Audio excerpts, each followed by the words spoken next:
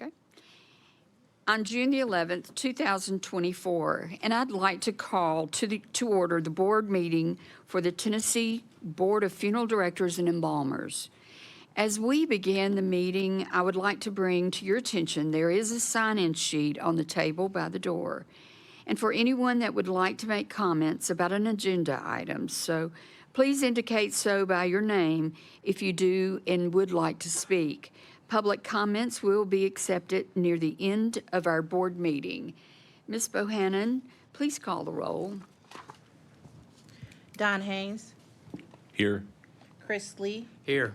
Randy Nash, Here. Wendell Naylor, Scotty Porsche, Here. Pam Stevens, Here. Tim Willer. Here. Ms. President, we have a quorum. Thank you, Ms. Bohannon. I will entertain a motion at this time to adopt our agenda. If anybody needs any time to review, feel free to do so. Is there a motion on the floor? So moved. Second. Have a motion and a second. All in favor, say aye. Aye. Any opposed? Motion passed to adopt the agenda. You have been sent previously the minutes for the meeting that was held April 9th, 2024. I hope everyone has had an opportunity to read through those. I'll accept a motion to accept the meetings as written. So move. Have a Second. first and a second. Any discussion about the minutes? All in favor, please say aye. Aye. Any opposed? The minutes for April 2024 have been passed. This time, I'd like to turn the meeting over to our Associate General Counsel, Mr. Troy Bryant, to give us our legal report. Good morning, board members. The first complaint we have is complaint number 2024-027231. This case was administratively opened following a routine inspection conducted on May 6, 2024. During the course of this routine inspection, the inspector observed the following. The manager of Respondent Funeral Establishment license expired as of February 29, 2024, and it was not renewed until March 12, 2024. During this time of expiration, the manager acted in the capacity of manager and funeral director for 4 cases. The manager replied on behalf of Respondent Establishment, stating that their expired license was simply human error. The manager stated that to their recollection, their license expired at the end of March, not February. The manager stated that he was notified by the inspector on March 7th, 2024, that the funeral director's license had been expired and that they were lacking continuing education credits. The manager stated they immediately completed the 4 hours, but due to issues with the online system and out-of-town travel, they renewed their license on March 12, 2024. Based on the above, Respondent Establishment had an unlicensed individual acting in the capacity of manager from March 1st, 2024 to March 11th, 2024, and serviced 4 decedents during this time. So we'd recommend a $250 civil penalty authorized via consent order and a formal hearing if necessary.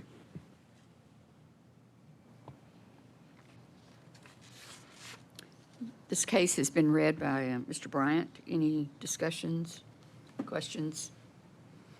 I think that's in line with the norm that we do on expired license. I'll make a motion, we accept council's recommendation. There's a motion on the floor to accept. Do I hear a second? Second by Mr. Porsche. Over any other discussion? All in favor say aye. Aye. Any opposed? Motion passed. The next complaint is complaint number 2024-027241. This case was administratively opened following a routine inspection conducted on May 6, 2024. And just a note for the board, this is the respondent in this case is the manager from the previous complaint, his individual license.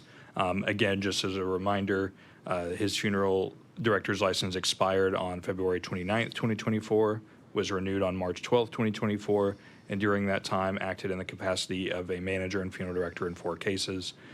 So based on that, we would recommend a $250 civil penalty authorized via consent order and a formal hearing if necessary.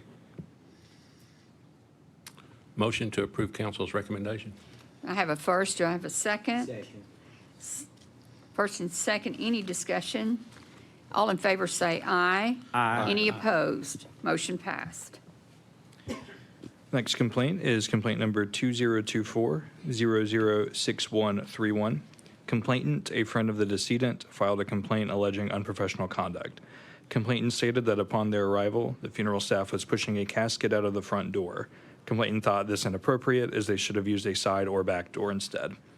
Next, complainant alleged that the establishment was not accommodating to their sister, who had limited walking ability. Specifically, complainant stated that their sister was not allowed to sit in the parlor while the sister waited on complainant to park. Finally, complainant claims that while the decedent's son was speaking, funeral establishment staff closed the casket with no announcement. Respondent replied stating that at the time of the service, they did not know who the complainant was and that they and their sister were denied entrance into the parlor at that time because the previous service had just ended. Respondent stated it is their policy to, prior to allowing entrance for a service, to set up the service and to disinfect the area. Respondent stated that the complainant became frustrated, acted aggressively, and called respondent names. Respondent contends that complainant was asked to calm down and conduct themselves in a respectful manner, or that they would not be permitted to attend the service. Respondent stated that they could not attest to what happened at the service because she does not work the services. However, respondent stated that if the funeral director closed the casket, it was because they were instructed to do so by the family. Respondent stated they received no complaints from the family of the decedent, and after contacting them, stated that the family was not familiar with the complainant. Based on the above, most, if not all, of complainant's allegations involve the funeral establishment, not the respondent, who is an individual specifically.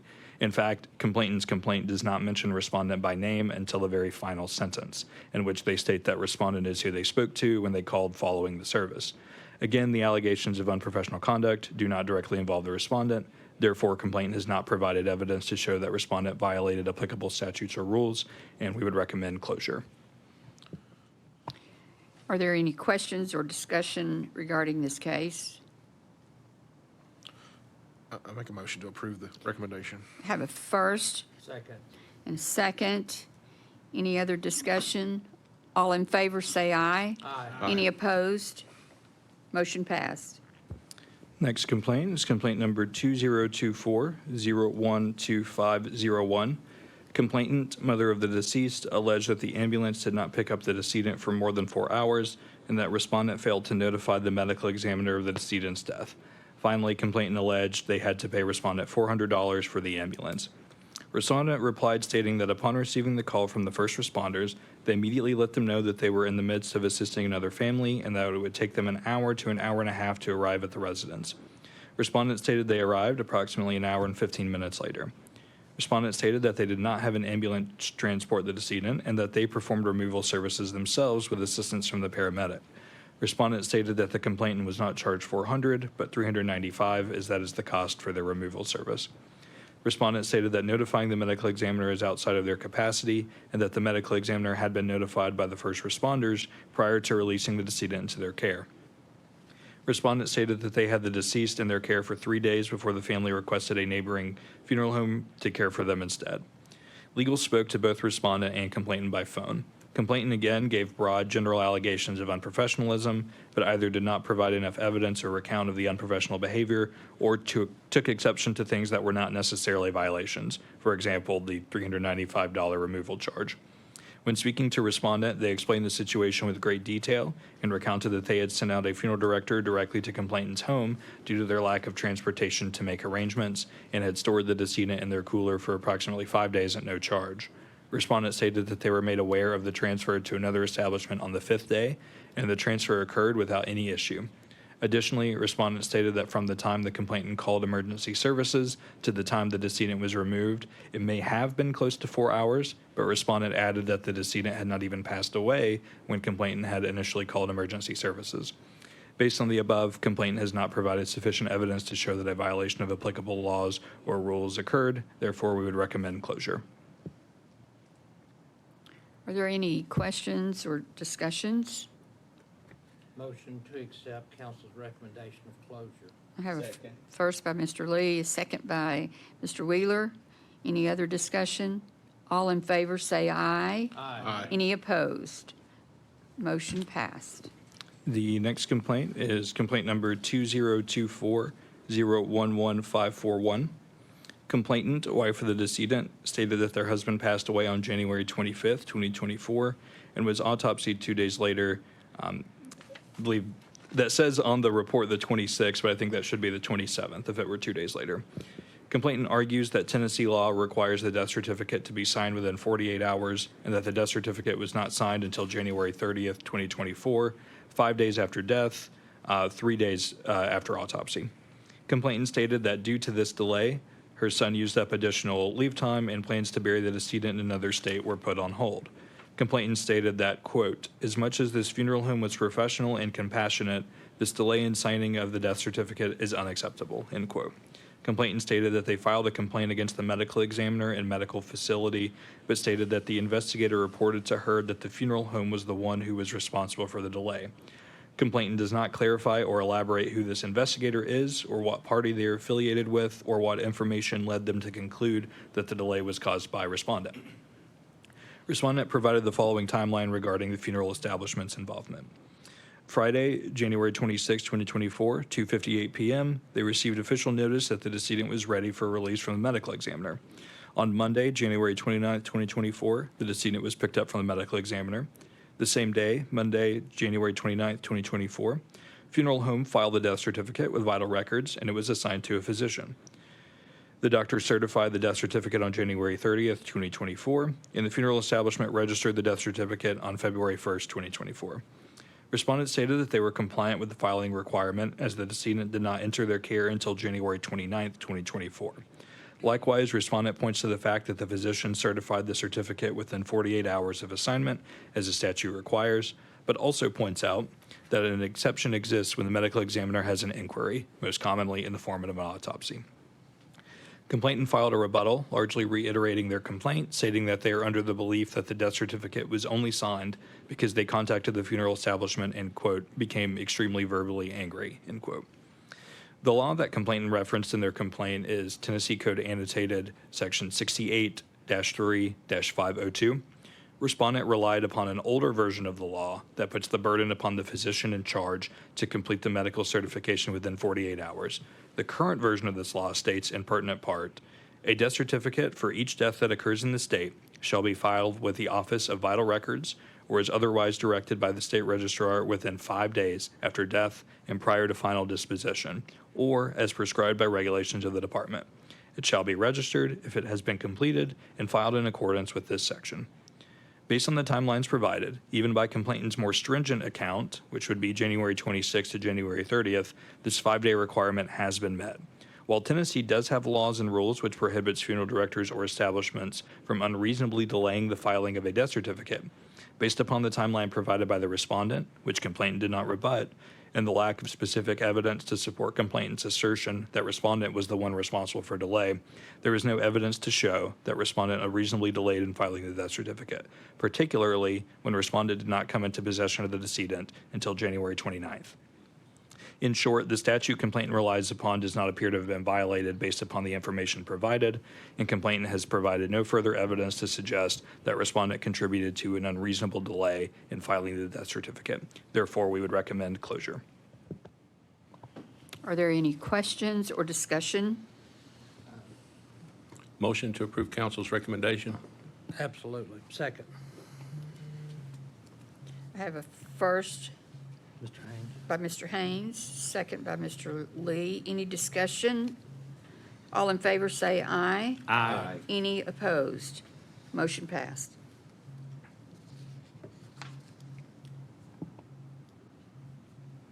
There we go. The next complaint is complaint number 2024-013491. Complainant stated that on March 2nd, 2024, she witnessed the owner of respondent establishment fighting and brandishing a weapon in front of children and adults. Complainant also stated that the deceased was a veteran and the funeral director was disrespectful by handling the flag. Respondent stated that upon the decedent's passing, they started receiving calls from the decedent's extended family in another state, demanding certain information pertaining to the decedent's disposition. Respondent stated they had not made arrangements with the decedent's next of kin at that time, so they were unable to release any information.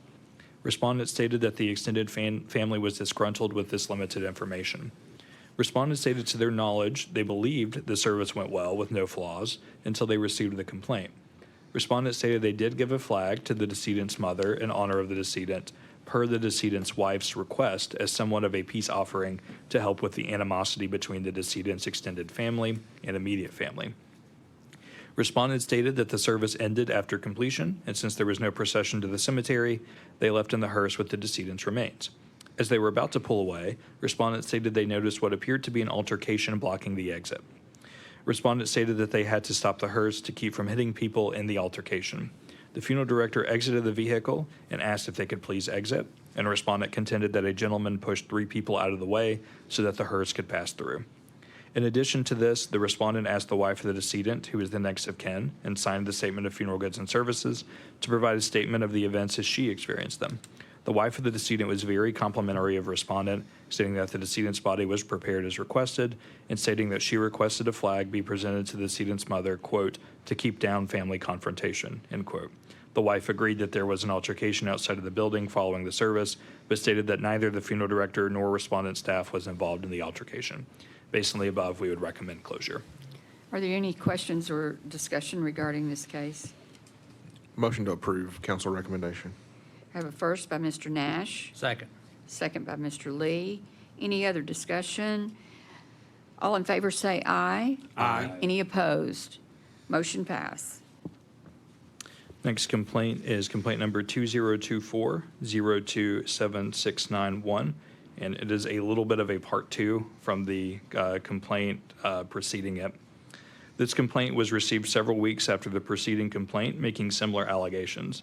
Complainant alleged that the funeral director at respondent establishment violated professional conduct standards, claiming that the funeral director entered into a room of the church while the family ate dinner, holding an object that appeared to be a small handgun, and stated he was looking for an unknown person.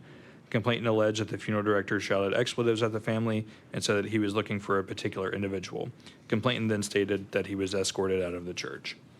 Respondent stated that these allegations were untrue and that the funeral director identified at no point engaged in any of the activities alleged.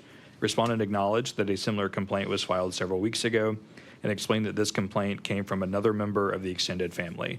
And I can confirm that both complainants with their contact information were listed from the same out-of-state town.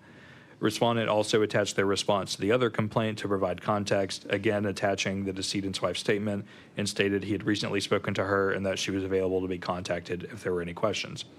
Legal attempted to call the church that these events were alleged to have occurred at and has not heard back. Legal also spoke to the wife of the decedent on June 4th, 2024, and she again reiterated that the service went well, that the funeral director made an attempt to calm the animosity between the family by presenting the decedent's mother with the flag, and that she had no complaints regarding the service. The wife further stated that she was not aware of the funeral director's involvement in any altercation. Based on the above, while the allegations in this and the preceding complaint are certainly very serious, the two events described by the complainants do not match. Given that the recollection of events by complainants appear to be two entirely separate circumstances, the known tension between the extended family of the decedent and the wife of the decedent that responded establishment has inadvertently ended up involved in, and that the wife of the decedent had written a statement refuting the complainant's recollection of event, the complainant in this case has not provided evidence to show a violation of applicable laws and rules, and therefore we would recommend closure. Are there any questions or discussions?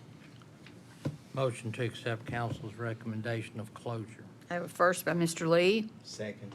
second by Mr. Wheeler. Any other discussion? All in favor say aye. Aye. Any opposed? Motion pass. Next complaint is complaint number 2024-016271. Complainant, a Tennessee funeral director, provided information to the department stating that respondent establishment had conducted services for a decedent in December of 2023.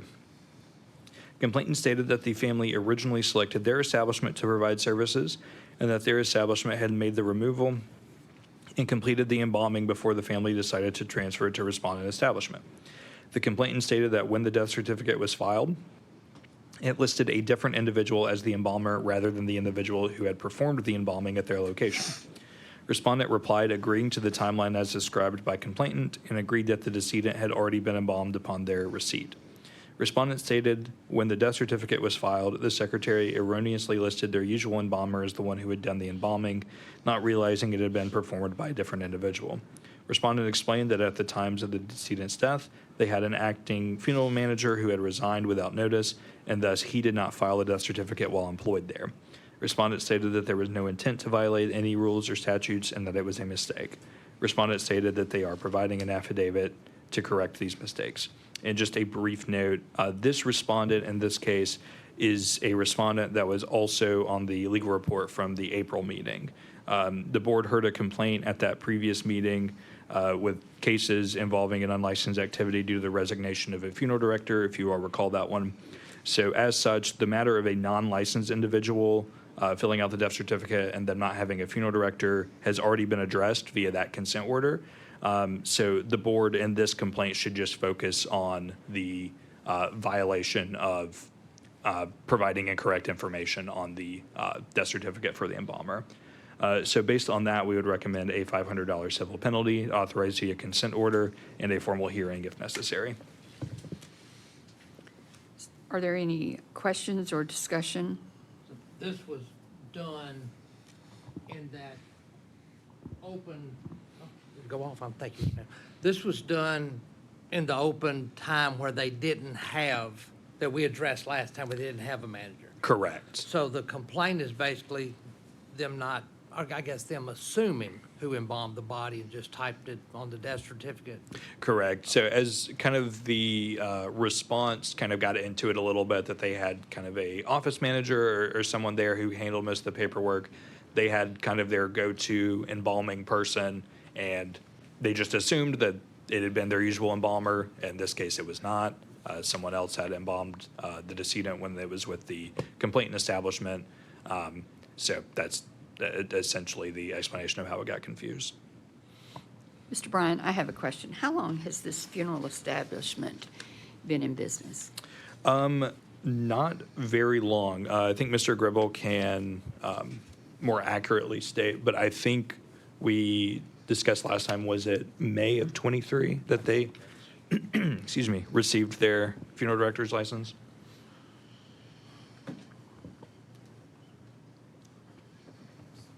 It was May of 2023, I think.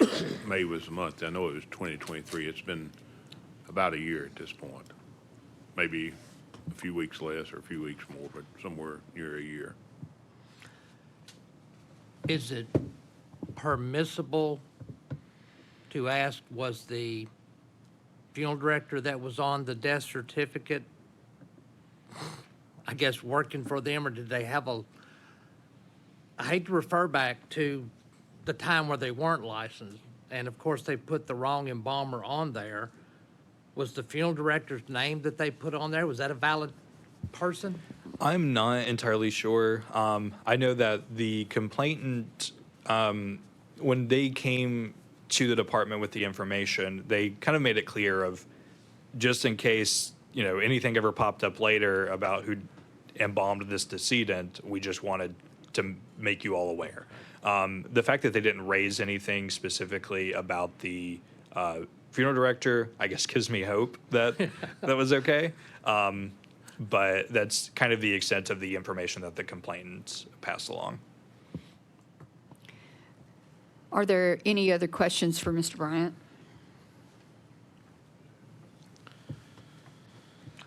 I'll make a motion that we accept council's recommendation, $500 civil penalty. I have a motion for, from Mr. Lee. Do I hear a second? Second by Mr. Wheeler. Wheeler. Well, I heard it over here, too. Oh, I'm sorry. Are there any other discussion? All in favor, please say aye. Aye. Any opposed? Motion passed. The next complaint is complaint number 2024-027121.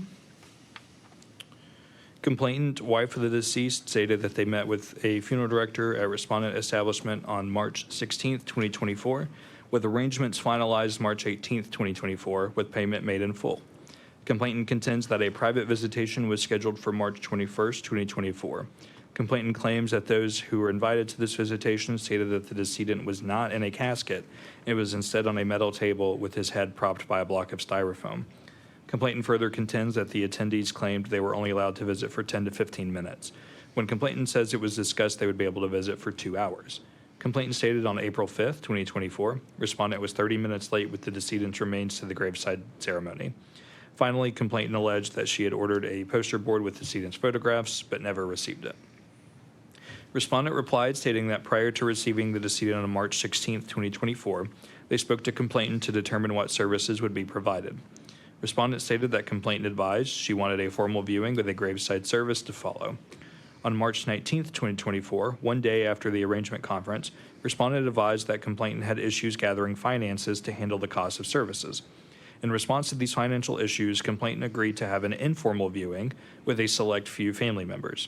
Respondent explained that in an informal viewing, the decedent is not placed in a casket because an informal viewing contemplates not having finances available to purchase a casket.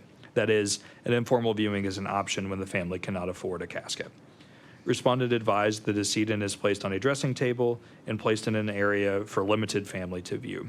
Respondent stated the family is given 2 hours during this informal visitation.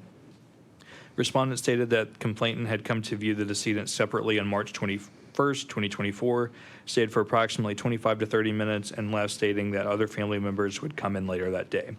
Respondent stated that at that time, while viewing the decedent, complainant never mentioned anything about dissatisfaction with the decedent, never mentioned anything about decedent not being casketed, and that later, no family members ever asked why the decedent was not casketed during the informal viewing. On April 5th, 2024, the date of the graveside service, respondent stated the cemetery was packed with vehicles for the graveside service of the decedent, which, as respondent explains, caused the staff to have issues entering the cemetery for the service. Respondent stated that the policy of the cemetery is to not allow additional traffic into the cemetery until you're able to enter safely. Respondent stated that is why their staff was late and that the employee of respondent establishment had been 5 to 10 minutes late due to the cemetery traffic. Again, respondent stated that neither the family nor anyone in attendance contacted respondent to let them know that anyone was late until receiving the complaint. Finally, respondent stated that the poster board that was ordered by complainant was not ordered in time, so a refund was issued to the family. Respondent stated that this refund was sent out on May 5th, 2024, and that an additional refund of $995 is also being refunded to the family for the cost of the rental casket. The sister of the complainant submitted additional information responding to respondent's reply. The sister stated she was present for the arrangement conference, and while the complainant did indicate during that meeting that she was low on finances, family members, including the sister, offered to help pay for the services. The sister stated that complainant provided the manager a check on March 18th for the full amount requested. However, the sister stated that due to the overwhelming situation of losing a loved one in the context of the decedent's death, complainant asked the sister to cancel the viewing and to ask if it was possible to have a private viewing for the decedent's grandmother and mother. The sister stated she called the respondent and informed them of the change, to which he explained he had already ordered the casket and had begun embalming the deceased. The sister stated she told the manager that they knew this was a last-minute change, and because of that, they would not be seeking a refund. The sister stated the manager advised they could allow a private viewing on March 22nd. However, the sister stated that the manager did not inform them that the decedent would not be casketed for this private viewing, and due to the nature of their conversation that the casket had already been ordered, believed he had already had a casket available. The sister closed her rebuttal by stating that their aunt contacted the funeral home 15 minutes after the remains were scheduled to arrive and at the cemetery, and that it was another 20 minutes before a representative arrived, totaling to over 30 minutes late. Based on the above, there appears to be a discrepancy in communication and understanding on behalf of the manager of respondent establishment and complainant and her family. Based on the evidence presented, it appears they were prepared to do a traditional viewing, which included a casket, and that payment was received. However, soon after, complainant asked if they could transition to a private viewing. As respondent recollects, they had discussed a private viewing during the arrangement conference, which respondent stated is ordinarily done to save money on the casket rental. It is unclear whether during the conversation between complainant's sister and respondent manager, whether it was communicated that the change from a public viewing to a private one, that is, a viewing with a rental casket and a viewing without one, was for financial reasons or emotional reasons. While we know why the change was requested based on the sister's response, it is unclear whether respondent knew why the change was being requested. As such, it appears that consistent with their prior explanation of what a private viewing entailed, no casketing, the manager of the respondent of respondent canceled the casket order and processed the refund for the casket to the family, which appears to not be consistent with what the family was envisioning, a private viewing, but with casketing. Both parties agreed that a representative of respondent was late with the decedent's cremains, but differ in the amount, 5 to 10 minutes late from respondent and 35 from complainant's sister. Based on the above, we would recommend a $500 civil penalty to authorize via consent order and a formal hearing if necessary. Is the penalty for unprofessional conduct or what?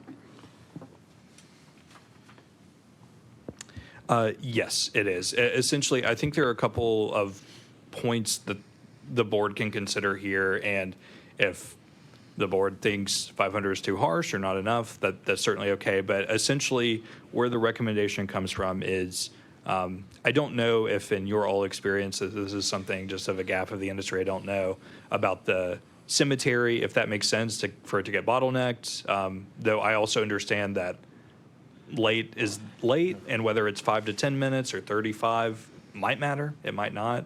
That's for you all to kind of determine. But on the kind of piecing together these three different pieces of a story, which I'm very grateful for complainant's sister, that added a lot of clarity. I think what I was able to kind of piece together is most likely what happened was funeral director talked to them about, we can do an informal private viewing. You can save money on a casket. You don't have to do a casket rental, and that'll help you all with money. And then later when it came up, actually, we do want to do the private viewing.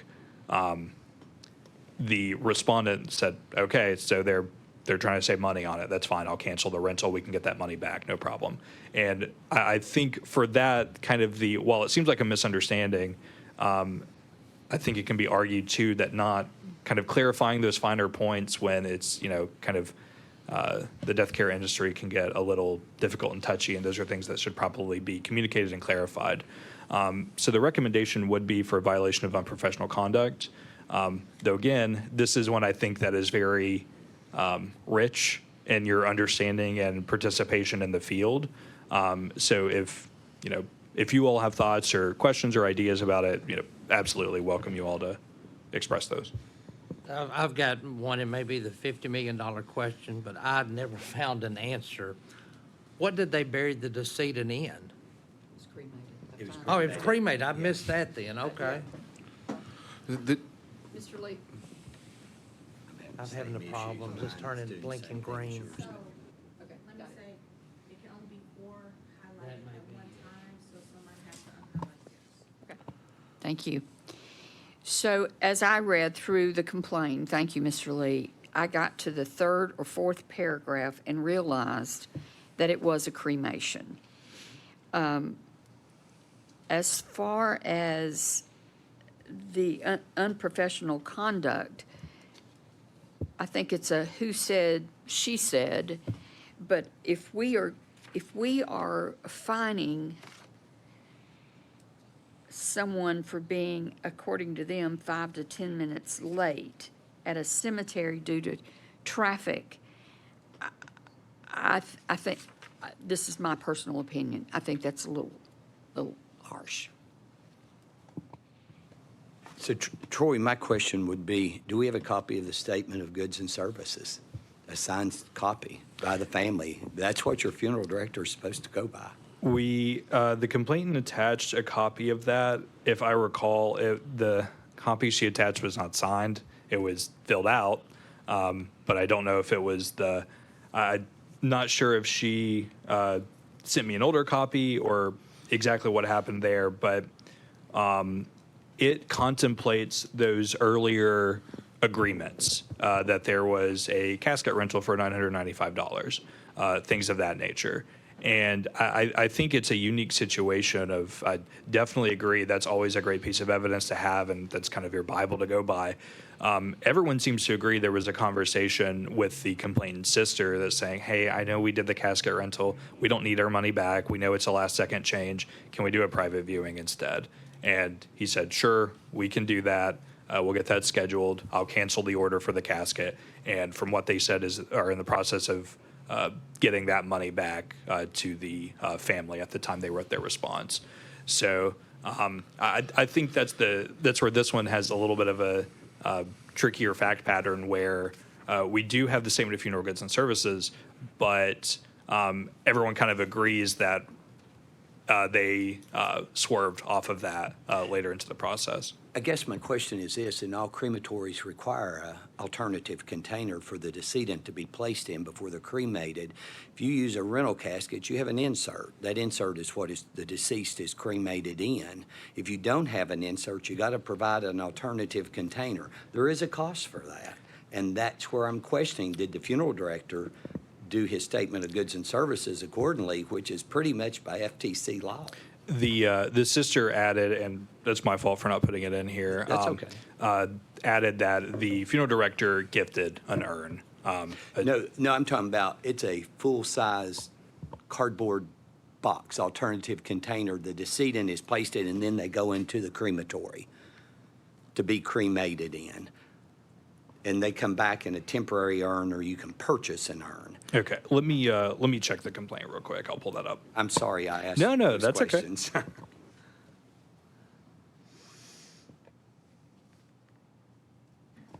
Mr. Wheeler, let me bring to your attention on the first paragraph. It says that the decedent was not in a casket, was instead on a metal table with his head propped by a block of styrofoam. So that, to me, tells me he wasn't in an alternative container either.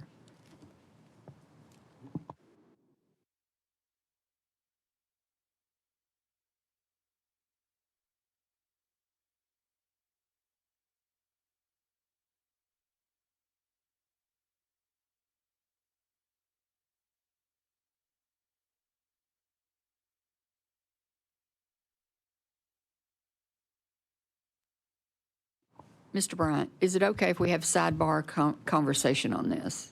I would say, in terms of, as long as you're speaking in the microphone, I think perfectly okay for you all to Okay, discuss. That's fine. As far as the decedent being on a metal table, sometimes that does happen, and before being placed in an alternative container. Mr. There's a lot of questions here, and I think I agree with Tim's alternative container question. It could be that the alternative, they may not, I don't know if they have a crematory on site. If they use a third-party crematory, maybe they transport the person there and then place them in the container there. It's a lot of, back and forth. I did notice that the respondent had refunded them for the poster and almost $1,000 for the rental casket too, since they didn't use that. There's seems a lot of miscommunication and misunderstanding in this one. I personally have trouble finding a person for. I feel like that there was a lot of miscommunication, and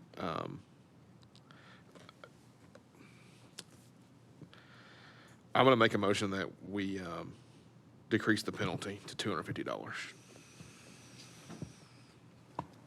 Have a motion on the floor that the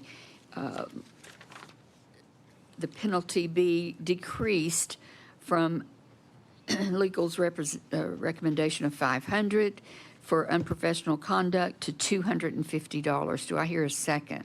Second. Okay.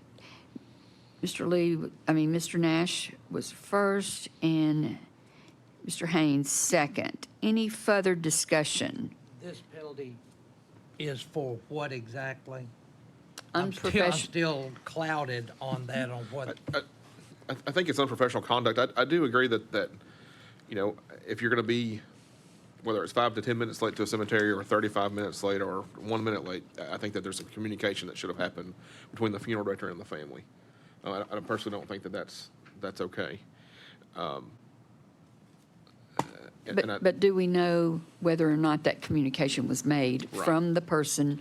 Well, so I feel like that the respondent would have said that they had communicated that. I think that's something that they would have said if they'd had. According to the complainant sister, they said that in their version of events. I know we have different timeline versions, but said that at 20 minutes they called to just say, hey, where are you guys at?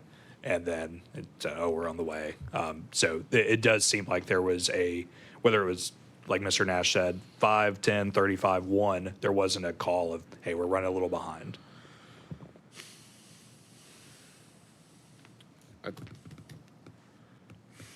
This is, I have a motion. I have a motion by Mr. Nash, a second by Mr. Haynes. Any other discussion? All in favor say aye. aye. Any opposed? No. Motion pass. The next complaint is complaint number 2024-027671. This case was administratively opened following a routine inspection conducted on... Mr. Bryant, let me interrupt. I'm Yes, sorry, sure. I did not vote on that last Oh, one. that's my fault. But, no. So I have 4 for the decrease and 2 noes. I'd like to change mine to a no, please. Okay, when we go back, what do I need to do? Okay, I always prefer to be safe than sorry. So let's do a vote for the revote, and then if the revote passes, then we can do another vote on that. Can we do a roll call vote? Sure. Ms. Bohannon, would you do a roll call vote, please? Yes. Oh, thank you, yes. Thank you. Thank you, Mr. Gribble.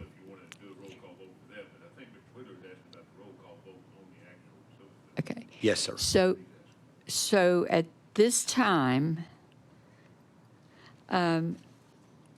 we need a motion for a revote. Is that correct?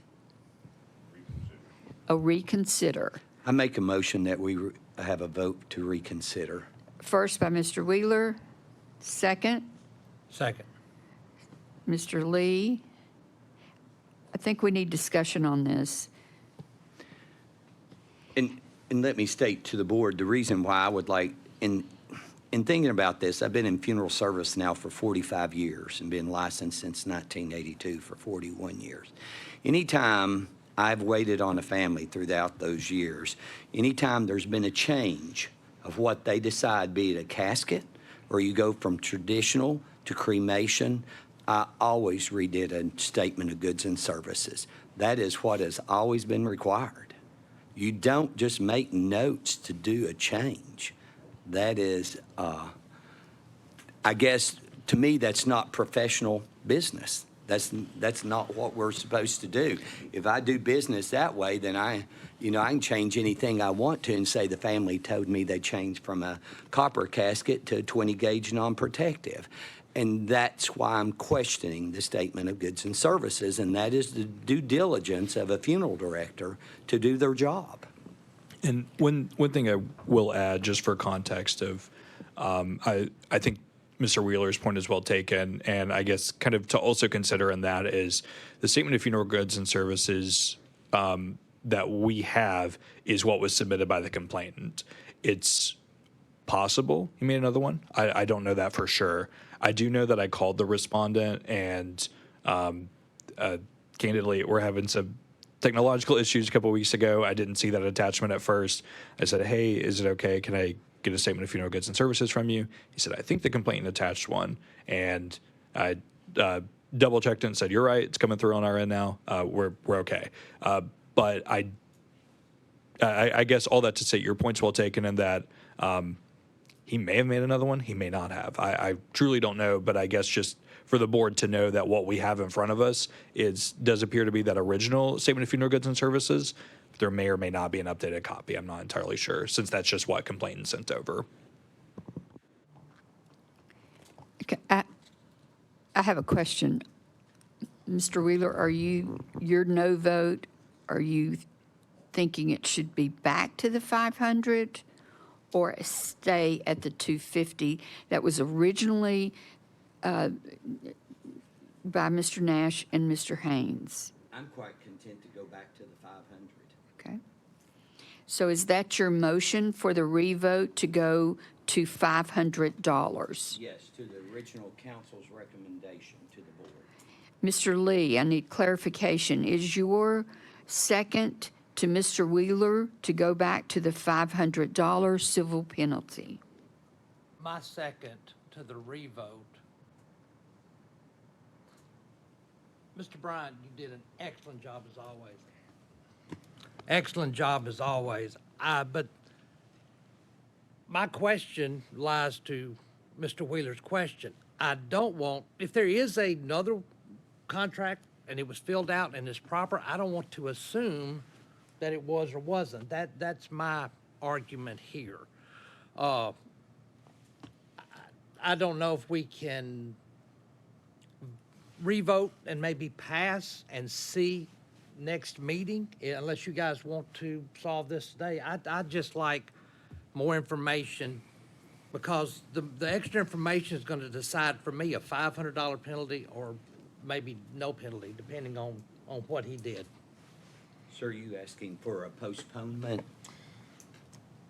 I'd like to see if they did what they were supposed to by redoing a contract and the family knew what they were paying for, got refunded for. I'd like for you to get the answer to your question, if that makes sense. Yes, sir. Mr. President, I think, if I'm following you, what really needs to be done is a motion to reconsider. And without any attachments to it, just a motion to reconsider what the board did, voted up or down. If it's voted to pass, then you can make a decision what you want to do after that. But I think the first thing you need to do is Get rid of the have a motion to reconsider if that's what the board wants to do. And that's what I did, correct, Mr. Gribble, that I did. Well, it got some things added to it, so the board didn't vote on the motion to reconsider. It got back into discussion. I think a motion to reconsider should be voted on just up or down. So I make the motion that we reconsider. Mr. Wheeler has made a motion for reconsider on this case. Mr. Lee, does your second? I second Stan? Mr. Wheeler's motion to reconsider this case.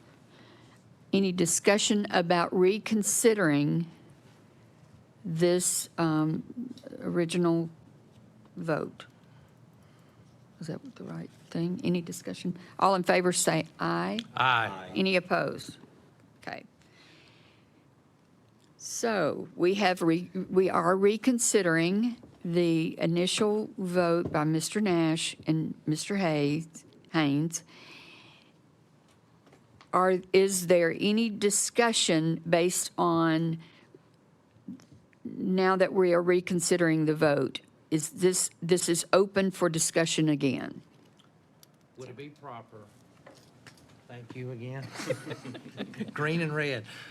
Would it be proper to make a motion that we pass this case to possibly the next meeting and ask you to see if there was an updated, signed and dated contract of goods and services so we can see exactly the final result?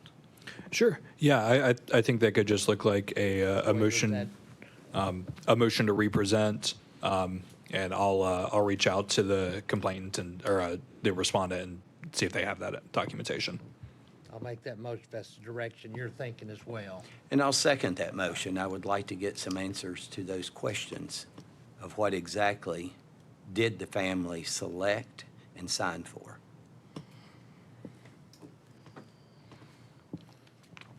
There's a motion on the floor by Mr. Lee, second by Mr. Wheeler, to table and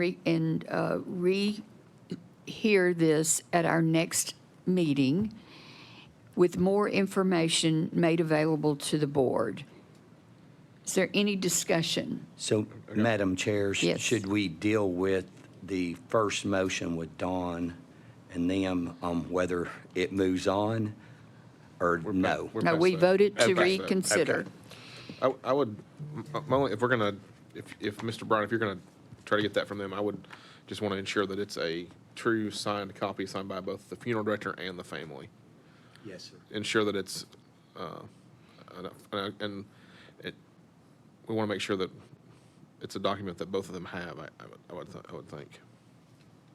I think that's an excellent point, Mr. Nash. So, Mr. Bryant and Ms. Bohannon, who is taking minutes, I know this has been a little confusing, but. I'm sorry. No. No, But my reason for going back to vote no was because, and I don't mind telling you all, I don't know that 250 isn't too harsh. But Well, then again, once it comes back about I would other feel better. questions. I would feel better truly making a vote, or truly voting on it once we have that information. Thank you, Mr. Nash. And Mr. Haynes, do you feel the same? I agree. Okay, thank you. So we have a first by Mr. Lee, a second by Mr. Wheeler to have this represented at our next board meeting. Any other discussion? All in favor say aye. Aye. Any opposed? Thank you. Motion passed. Whew. Sorry. And you don't have to read all of that next time. Leave it to the new guy. Okay. Tell them Tim Wheeler has too much coffee this morning. This next one's a little more straightforward. Next complaint is 2024-027671. This case was administratively opened following a routine inspection conducted on April 29th, 2024. During the course of this routine inspection, the inspector observed the following. The pre-need sales agent registration of an employee of respondent establishment expired on January 23rd, 2023, and had not been renewed as of the date of the examination on April 29th, 2024. During this time, the employee had written 77 pre-need contracts while having an expired registration.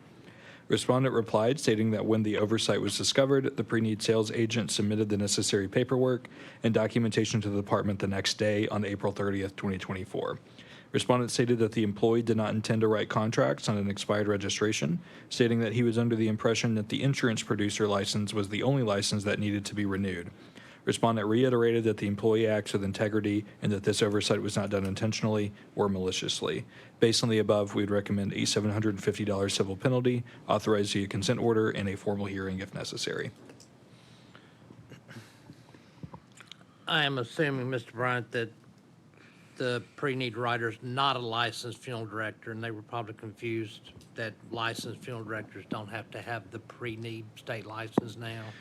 My understanding is that, this individual was not a licensed funeral director, but I think the confusion came more so based on at least what I could gather from the respondent's reply, is that this individual had the required registration, now is back up and good, and also had the companion insurance producer's license as well. And they seem to be under the erroneous understanding that the insurance one would expire, but that the pre-need sellers or pre-need sales agent registration would not. So I don't know if it was necessarily a confusion about the licensing requirements, but more so of just which of those two expired and which ones didn't. Just a question, Mr. Gribble. Their insurance with pre-need, they're noticed just like funeral director and embalmers are, that your license is and this is what's due. Is that correct?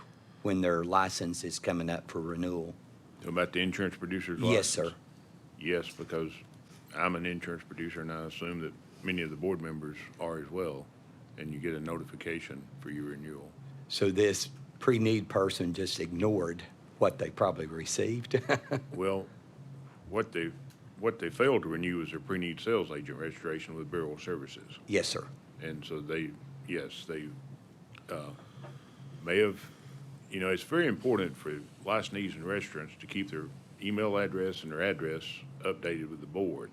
So they may have not gotten their renewal notice because they may have moved during the 2-year time that the registration was intact, or they may have changed their email address. But there's a renewal notification sent to them, and then there's also a letter that Ms. Bohannon sends to them to let them know that their registration has expired. Okay, thank you. The absence of a license or an expired license, that does not in any way affect the consumer with the pre-needs that they took out, does it? Doesn't void them or make them invalid or anything? No, it does not. I have a question. Is the penalty for the establishment license or direct to the pre-need sales agent? Who is responsible for the civil penalty being paid? This is the funeral establishment is the respondent. I can't confirm. I think Mr. Gribble may know more than I do. There may or may not be a companion burial services complaint that involves the individual. I'm not entirely certain on that. But for this complaint specifically, this is the funeral establishment for essentially having someone writing pre-need who is on an expired registration. Is the $750 based on the number of pre-need contracts, or did it matter, or is it because it wasn't updated? It is based on the number of contracts. I think what this board usually sees is usually single digits, and then there may be larger ones where there was a larger expiration. I think we've seen 30s and 40s before, and 77 is fairly large, so that's the reason for the 750 recommendation. Any other questions?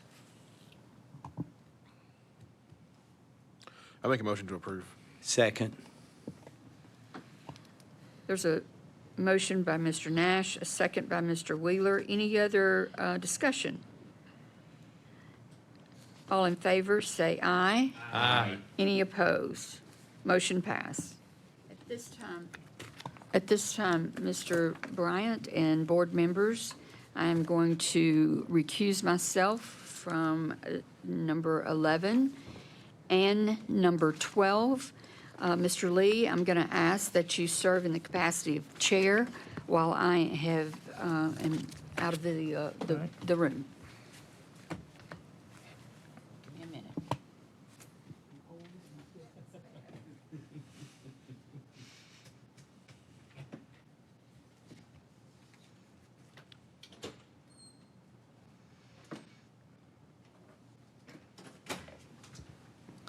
The next complaint is complaint number 2024-024721. This case was administratively opened following a routine inspection conducted on April 23rd, 2024. During the course of this routine inspection, the inspector observed the following. Upon entering the crematory, the inspector observed an employee of respondent establishment placing a decedent into the cremation retort for cremation. The employee stated that she was not a licensed funeral director and stated that there was not a licensed director in the crematory building, but that there was one in the funeral home. The inspector checked the rest of the crematory building and found no other employees inside. The inspector stated that the funeral home and crematory are in close proximity, approximately 120 feet apart. Upon reviewing 50 cremation files, the inspector found that the employee, who is not a licensed funeral director, had signed 47 permits for cremation of human remains as the certificate of the person in charge of the cremation. The employee indicated that from June 1st, 2023 to April 23rd, 2024, respondent establishment had performed approximately 434 cremations. The inspector noted that on the website of respondent establishment, the employee was listed as a crematory operator, but that no information was included stating that the employee was not a Tennessee licensed funeral director. First, the respondent argued through counsel that the inspection was not appropriate, given that the inspector had entered an employee-only area, took photos of a decedent being placed in a retort without respondent's knowledge, and that the inspector photographed a female employee without her knowledge. Second, respondent argues that the employee was under the, quote, direct supervision of a licensed funeral director. Respondent agreed that inspector's estimation of 120 feet between the crematory and funeral establishment was approximately correct.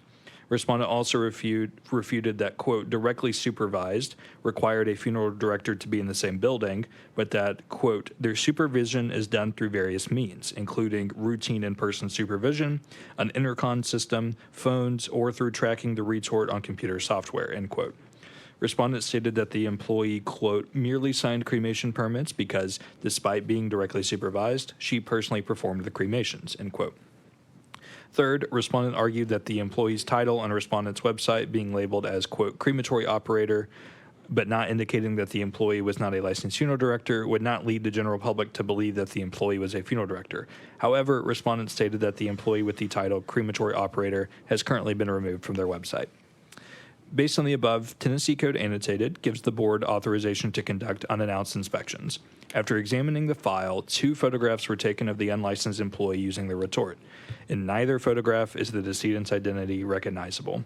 After speaking to the inspector communicated the photographs were taken upon entering the crematory in the event that the employee was not a licensed funeral director, thus taken in the event that the action witnessed was a violation, as a potential violation was ongoing. These photographs were taken within the crematory in front of the retort. Rule 0660-09-.01 subsection 9 states, quote, acceptance of a license issued by the board gives a board representative the right to inspect the crematory and the records of the crematory at any time, end quote. The applicable rule is Tennessee Rules and Regulations 0660-09-.01 subsection 7B, which states, quote, all cremations of human remains in the state shall be directly supervised by a licensed funeral director during the cremation process, including, but not limited to, the placement of remains in cremation chamber, repositioning of remains, removal of cremated remains from chamber, processing of cremated remains, and placement of cremated remains in an urn or other container, end quote. The operative phrase is, quote, directly supervised. Historically, the board and department has interpreted directly supervised to be preferably within sight or at a minimum to be within the same building. Respondent does not refute that there was not a licensed funeral director in the crematory. However, respondent offers various modes of communication, arguing that these satisfy the directly supervised language in the rule. The third violation appears to be corrected, as the employee has at this time been removed from respondent's website, and in conversation with respondent's counsel, plans are being made that when the employee is re-added to the website, they will be denoted with a symbol showing that they are not a licensed funeral director. Based on the above, we would recommend a $500 civil penalty, authorized via consent order, and a formal hearing if necessary. Thank you, Mr. Bryant. I'll give board members a minute to kind of look over or ask any questions before we take action.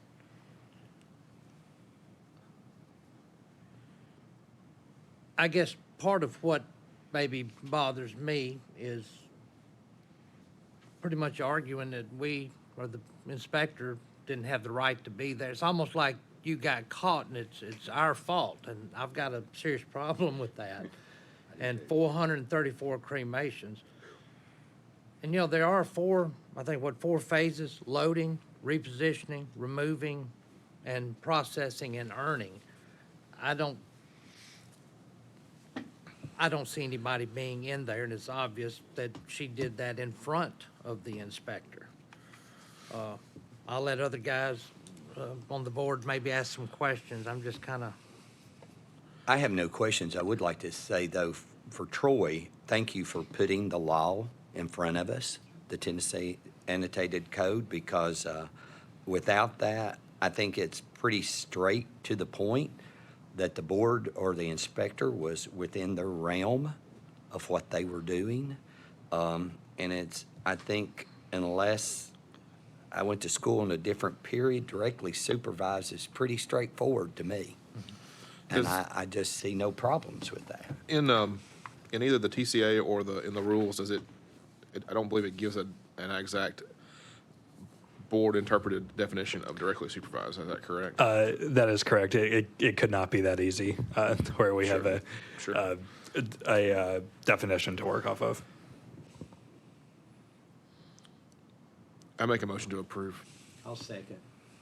We have a motion on the floor by Mr. Nash and a second by Mr. Wheeler to accept council's recommendation of a $500 civil penalty and authorize via consent order a formal hearing if necessary. Everybody in favor, please respond by saying aye. Aye. Motion carried. Any noes? I apologize. Motion carried.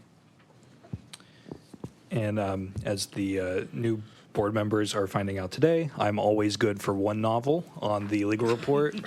So this one's coming. This is complaint number 2024-016711. Complainant, a business owner adjacent to respondent establishment, alleged issues with respondent's crematory. Complainant explained that their business is currently undergoing renovations and thus they are not there every day, but that complainant has smelled foul smells on multiple occasions that range from an, quote, ashy smell to an electrical fire smell, end quote. Complainant stated that on February 27, 2024, the smell from the crematorium was extremely bad and that the complainant inquired with an employee from respondent establishment. Complainant alleges that the employee explained that they were having an issue with a part for the retort and that a repair date was scheduled for the following week, but assured complainant that the pollution control was functioning since the exhaust fan continued to blow. Complainant stated that again on March 14, 2024, their parking lot and building was filled with smoke from the crematorium. The general manager of respondent establishment replied, acknowledging that there had been maintenance issues. Respondent provided a timeline and stated that as of the date of their response, which was March 28, 2024, a part was to be replaced and the following day to alleviate the maintenance issues. Respondent's timeline is as follows. In February of 2024, there were issues with a backdraft, creating smoke and odor. Respondent stated they checked with support and confirmed that it was safe to operate under watch. Again, in February 2024, outside smoke issues after pressing the load button. They stated that smoke dissipates after 20 to 30 seconds and confirmed that pollution control was on. They reported the suspected thermocouple failure to support, and support confirmed that the thermocouple was not failing. Respondent stated the draft nozzle was checked and recalibrated. On March 5th and 6th, 2024, the unit was off for pre-maintenance cooling, and on March 7th, 2024, a preventative maintenance inspection occurred, repair of the throat wall, pollution control was confirmed to be on. On March 8th, 2024, they restarted the system and operation was normal. Respondent stated at some point afterwards, intermittent smoke and odor issues occurred again, and they checked with support. Support suspected it may be a damper issue on the draft nozzle pipe, but pollution control was confirmed to be on.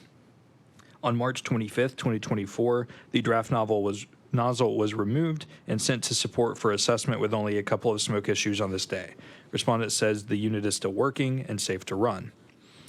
On March 26, 2024, the draft nozzle was removed again and a picture retaken, and support confirmed that the draft nozzle did need to be replaced. Respondent says that one was shipped to be delivered on March 28th and that the unit is still working and safe to operate. On March 27th, 2024, they stated the unit is running smoothly with no backdraft, but still some odor inside the building. This case was sent for investigation. Complainant largely reiterated what had been stated in the complaint. Complainant also provided videos to show the extent of the smoke coming from respondent establishment, email correspondence sent to the city that respondent establishment operates in, and photographs to show the proximity of complainant's business to respondent establishment, which the investigator approximated to be about 40 feet. Next, the investigator visited a respondent establishment and met the manager and crematory operator. The investigator stated that when they entered the crematory operator, an unlicensed assistant, was in the process of cremating a decedent. No one else was present in the crematory when the investigator entered. The investigator stated that during the investigation, they checked the cremation log and found no listing for the location, date, and manner of final disposition of the cremated remains, which is a violation of applicable statutes. Likewise, the cremation log listed the crematory operator by each disposition of cremated remains. The crematory operator is not a licensed Tennessee funeral director. The investigator examined approximately 60 cremation files and discovered that numerous receipt of human remains and delivery of cremated remains receipts were not completed as required by law. In addition, for each permit, the non-funeral director crematory operator was listed as the person in charge of the cremation. The investigator returned the following day. During this time, the crematory operator at one point repositioned the decedent being cremated in the retort without a licensed funeral director present. The investigator interviewed the crematory operator, who stated he first became aware of the smoke problem with the crematory retort in about November of 2023. The operator stated he contacted the manufacturer and conducted analytics on the retort, and the manufacturer assured the operator the retort was safe to use. The operator stated there did seem to be a problem with the back wall of the retort and requested a preventative maintenance inspection on January 18, 2024. The operator stated he was told by the manufacturer that the request would take 4 to 6 weeks before the manufacturer could send a technician. The operator stated he met with complainant on February 26, 2024, and informed complainant that they were aware of the issue and that a technician was scheduled to make repairs on or about March 7, 2024. As scheduled, the technician arrived on March 7, 2024, and the repairs were made, and that the operator requested a calibration of the smokestack. The operator noticed additional smoke and odor on or about March 11, 2024, and again contacted the manufacturer. After some analysis, it was determined that the draft nozzle needed to be checked, and a replacement was shipped, and that the operator personally replaced it on March 30th, 2024. The operator stated that after replacing the nozzle, he had cremated approximately 47 decedents with no issue. The investigator inquired about having a licensed funeral director present during the cremation process, and the operator stated that so long as a licensed funeral director was on the premises, he could perform all of his duties as a certified crematory operator. The inspector also pulled the file to the cremation performed on February 27, 2024, the day complainant complained of the smoke and odor, and stated it was inconclusive regarding the smoke and odor, but did notice that the temperature gauge chart indicated a substantial drop in temperature before climbing back to operating temperature. The investigator pulled the charts for the other dates that the complainant had mentioned, but could not make a determination of the condition of the retort based on the graphs in those files. Next, the investigator met with the manager and licensed funeral director of respondent establishment. The manager explained that if there were any issues with the crematory equipment, the operator would bring the problem to him, and they would discuss a solution to resolve it in a timely manner. Regarding the smoke and odor, the manager stated that to his knowledge, all repairs had been completed and there were no issues of the equipment. When asked about the incomplete receipts for delivery of human remains, the manager stated he would address the incomplete receipts with the staff and make corrections moving forward. When asked about the operator performing cremation duties without the direct supervision of a licensed funeral director, the manager stated that the operator was a certified crematory operator and was allowed to perform all duties at the crematory as long as there was a licensed funeral director on the premises. On May 17, 2024, the investigator received 4 videos from complainant taken the same day, evidencing additional smoke being emitted from respondent establishment and crematory. On May 29, 2024, the investigator returned to the crematory facility, met with the manager again, who stated he was aware of the incident. The manager also informed the investigator that the operator was no longer employed by respondent. The manager stated that while cremating the decedent on the day identified by complainant, the temperature dropped, but again leveled off and the cremation was completed. The manager continued that on May 20th, 2024, upon startup of the retort, there was an issue with the thermocouple and the manufacturer was contacted to check it remotely. The manager stated that the manufacturer confirmed it was faulty and replaced the thermocouple with a new one. The manager explained the thermocouple in a crematory retort can fail at any given time, and the crematory kept a couple of new thermocouples on hand. The manager stated after it was replaced, the crematory cremated approximately 17 cases without issue. The manager also provided that on May 23, 2024, the Tennessee Department of Environment and Conservation Air Quality Control made an unannounced visit, and while present, did not find any issues with the equipment. So in short, here are the potential violations for the board to consider. 1, the operator, who is not a licensed funeral director, cremating decedents without the direct supervision of a licensed funeral director. The operator acknowledged a licensed funeral director was on the premises in an adjacent building, but not in the crematory. Further, the crematory operator, who is not a licensed funeral director, signed 60 permits for cremation of human remains. Second violation would be an incomplete cremation log that did not include the location, date, and manner of disposition. The third would be an incomplete receipt of human remains and delivery of cremated remains receipt.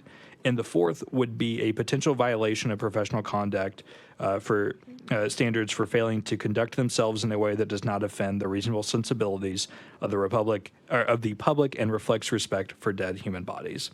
I did want to make one note that the board should not consider violations related to potential pollution or operating condition of the crematory, because that's within the jurisdiction of the Tennessee Department of Environment and Conservation. The smoke and odor and things of that nature could lend itself to be a violation of the professional conduct standards regarding the reasonable sensibilities, but I just wanted to caution the board on the not kind of getting into the air pollution side, since that's TDEC's ball field. Thank you again, Mr. Bryant. I'll open the floor for Sorry, my fault. I did not read the recommendation. So the recommendation would be for a $2,000 civil penalty plus the costs of investigation to be authorized via consent order in a formal hearing if necessary. Thank you, sir. I'll open up the floor for any questions or discussions. Mr. Bryant, $2,000 civil penalty, is that the norm? I will say, since I've been here, I haven't quite seen one like this. So essentially, each of the potential violations, it would approximate out to $500 for each. Violation number 1 is essentially the one that this board just addressed with number 11. So that would be consistent in that regard. And essentially, it is just an approximation of $500, which I would say is a articulable and I guess consistent approximation of those violations.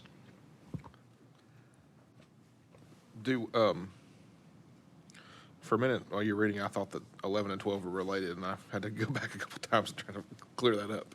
So obviously they're not. Do we know if this establishment has more than one retort? I do not know that for certain. I know our investigator did a pretty extensive investigation on this. I assume that would have been included in his report but I do not know that for sure. I may be able to pull that up. And so the original complainant was, the inspector went out for the original complainant from the adjacent business owner, correct? Correct, yes. Okay. And my other question. The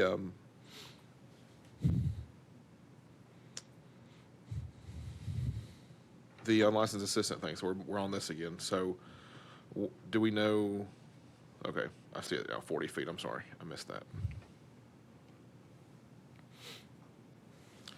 Are they two separate buildings?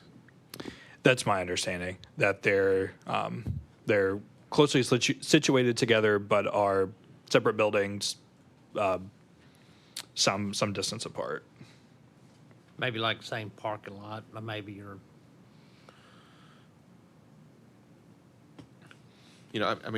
So personally, we own and operate a crematory. I know that Mr. Lee does as well, and some other folks here do. And, it's inevitable that sometimes there's going to be some smoke come from a crematory.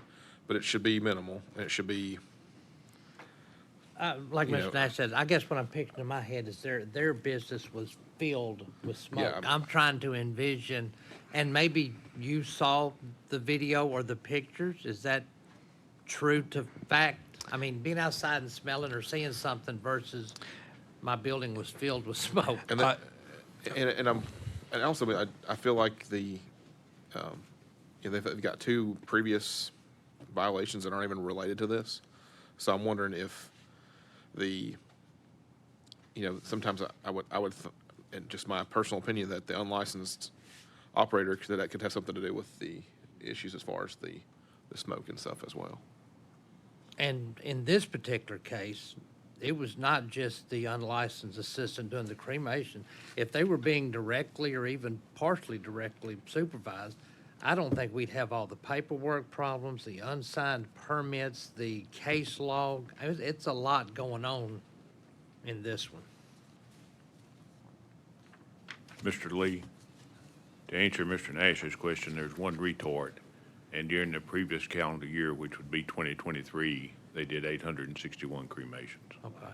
for the total, is what they reported to us during the inspection, but there's only one retort. Mr. Gribble, and you might not have the answer, so for that previous year of those 800 plus, was there paperwork in order as far as we know from that year? That everything was documented, and did we just all of a sudden wind up with a sloppy employee not keeping records? Well, I'll say it like this, Mr. Wheeler. If there was a problem and there was a complaint opened, it was dealt with at that time. But to answer your question, unless it's on the history of the legal report, I don't. Okay. I don't recall it being. Okay, thank you. Do we know what the cost of the investigation's going to be? Yes, it is fairly substantial. Let me pull that up real quick.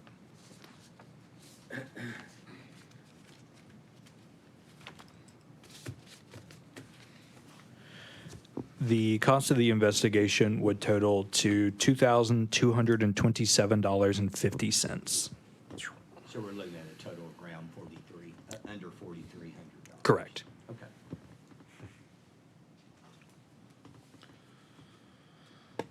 I make a motion, we accept council's recommendation. I have a motion on the floor by Mr. Wheeler to accept council's recommendation. Do I have a second? Second. Have a second by Mr. Haynes. All in favor, please responding by saying aye. Aye. Any against? Motion carries. And Mr. Bryant, that- thank you again for your figuring everything out best you can. It's hard sometimes, and I appreciate that. And I can go get Ms. Stevens Okay. as well.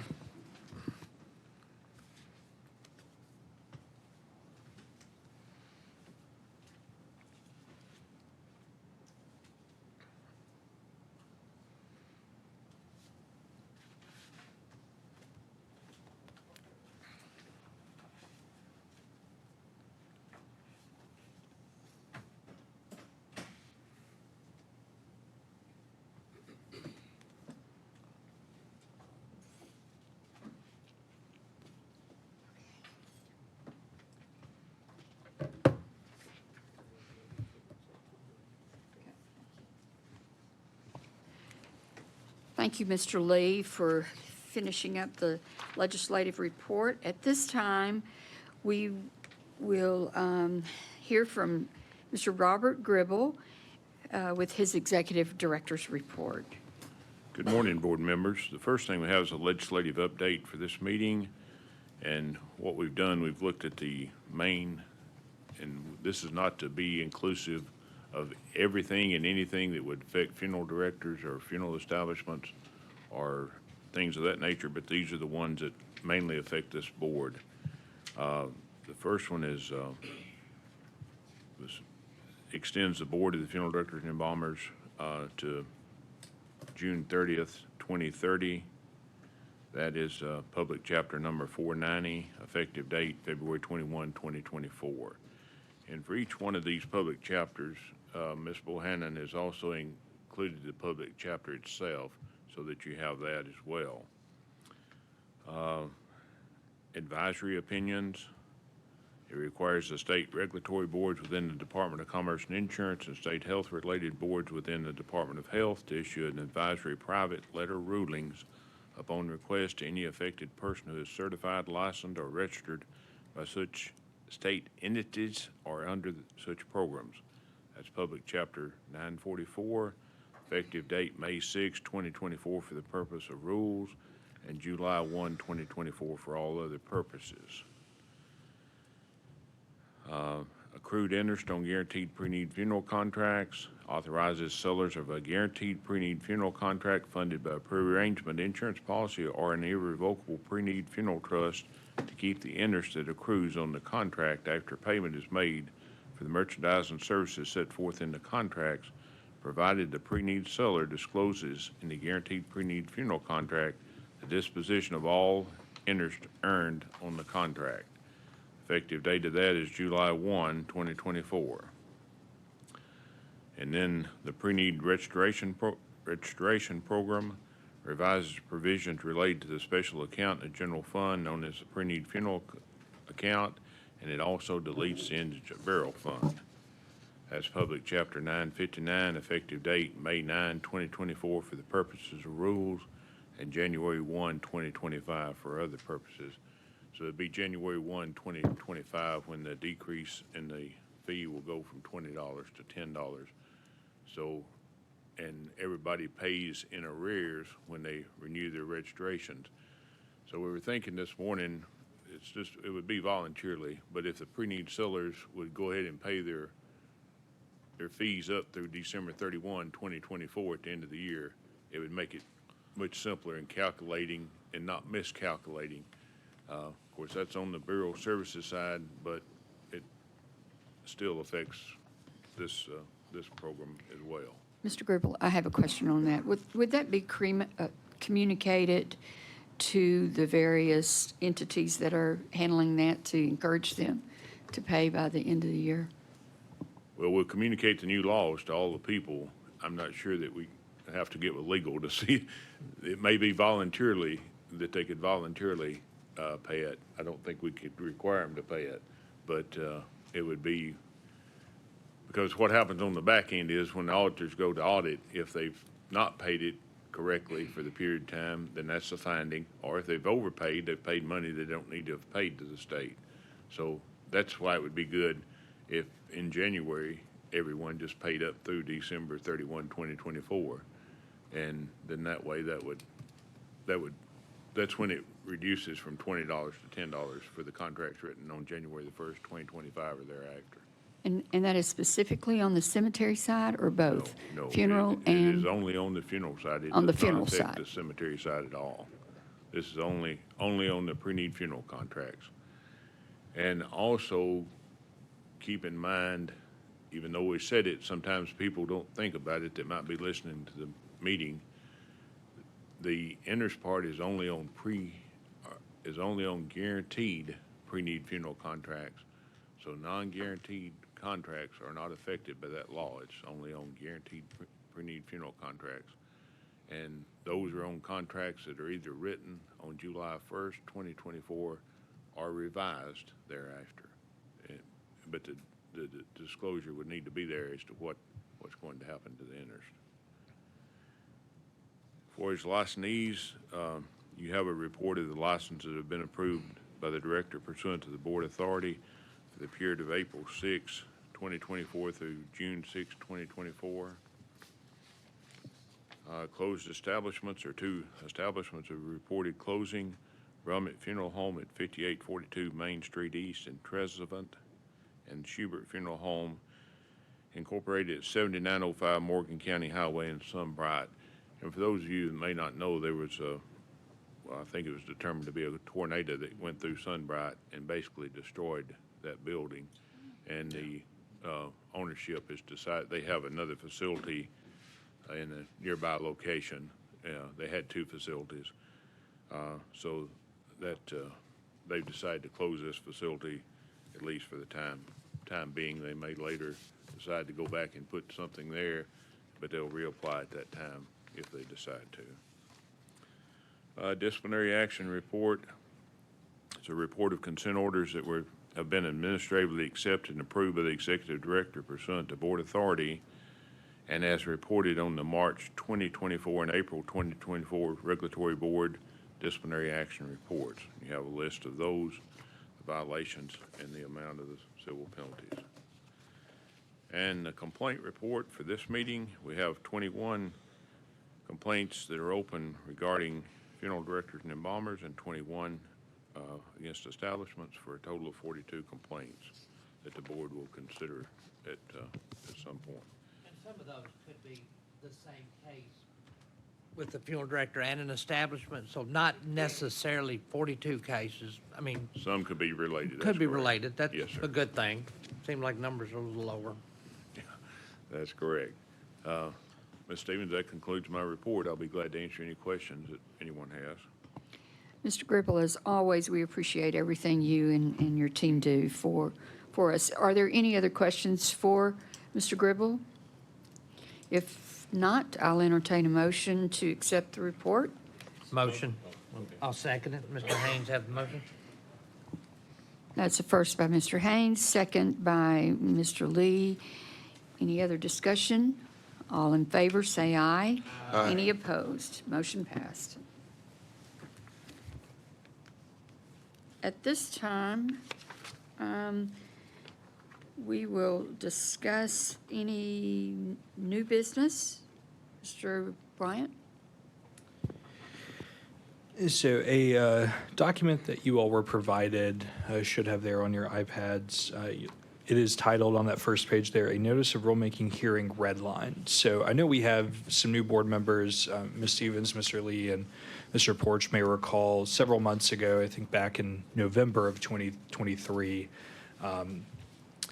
there was some discussion regarding a retrospective rule review. And so the short version of what that means is the General Assembly passed a new statute that said, on a certain, I can't recall at the moment if it's 6 or 8 years, but every 6 or 8 years, departments should take a look at all the rules they have, make sure they're still applicable, make sure they're up to date, make sure they're current, and just, if they're not, make some changes to get them to where they should be. So what this is at this stage is more so just to give you all a look at what this looks like. We're not making any final no take back decisions today or anything like that. This is more just so you all know functionally exactly what that plan is to look like. We do have to go through the rulemaking process, which is a multi-step process that takes a while. But essentially, the purpose of this was just so you all can see what this looks like. And if it all looks good to you, or if you have any questions, you can ask me now. If it looks good to you, would ask for a motion at the end to grant authority to set a rulemaking hearing. And I'm happy to just go, we're a relatively short amount of them. I'm happy to just go through them with you really quickly.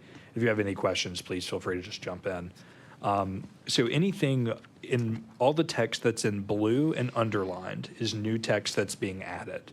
Anything that's red and marked through is text that's being taken out and deleted. And anything in black is what it is now, not being changed. So in that first one, for example, we are removing the reference to the specific links. It's a little bit of a dangerous game when you put a specific link in there that if it becomes inactive or broken or something like that, you have to do rulemaking to fix it and update it. And by the time you do, there's a new link there anyway, and you have to start over. So just a little bit more of an efficient reference to the website in general. For the examinations portion, our administration thought it'd be a good idea, which I agree with, that some of our rules reference the executive director and their duties and responsibilities. In the event that that position is ever vacant, it's just a follow-up plan of who is next in the chain of command, essentially. For the next one, you'll notice this on apprentices as well as for funeral directors and embalmers. Essentially, it's just the updating of, we eliminated the term GED and just replaced it with high school equivalency. The same is the case in funeral directors and embalmers, deleting GED and replacing it with high school equivalency. Likewise, currently, for an application to become a licensed funeral director, in your documentation, you have to have 2 letters of recommendation coming from a licensed funeral director and or embalmer.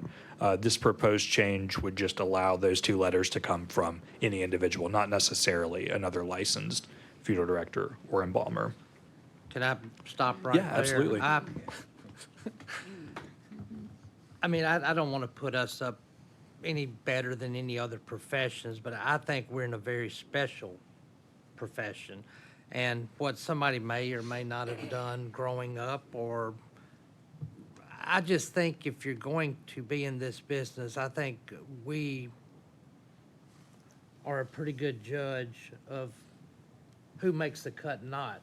In 1984, when I was interested in it, Mr. Rex Bond said, the next case I have, I'm going to call you up here. And he said, you'll either want to do this or you won't want anything in the world to do with the funeral business. To me, I think it's important to have someone in the business to offer that recommendation. That's my 2 cents worth. Mr. Lee, I tend to agree with you. Is there any other discussion on that? I agree as well. And I think Mr. that Haynes? in the rule, I think it can be, correct me if I'm wrong, a funeral director and or embalmer from any state, licensed in any state, not just Tennessee, correct? Like if the person was applying for a reciprocity or something. That is correct. It just says by a licensed funeral director and or embalmer, does not specify that it must be a Tennessee licensed. Troy, was there any reason why this felt it should be removed?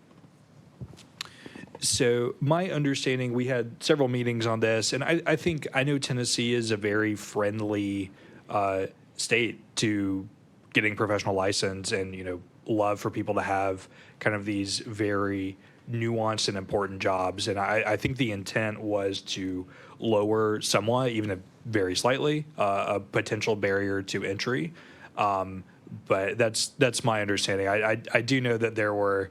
I think we started this process back in probably about, I'd say this time, maybe March 2023 is when we started, maybe even further back. So it's been a long process, and I'm sure there were plenty of conversations on that one. But that's my understanding, is that it was to kind of lower the barrier of entry into the field.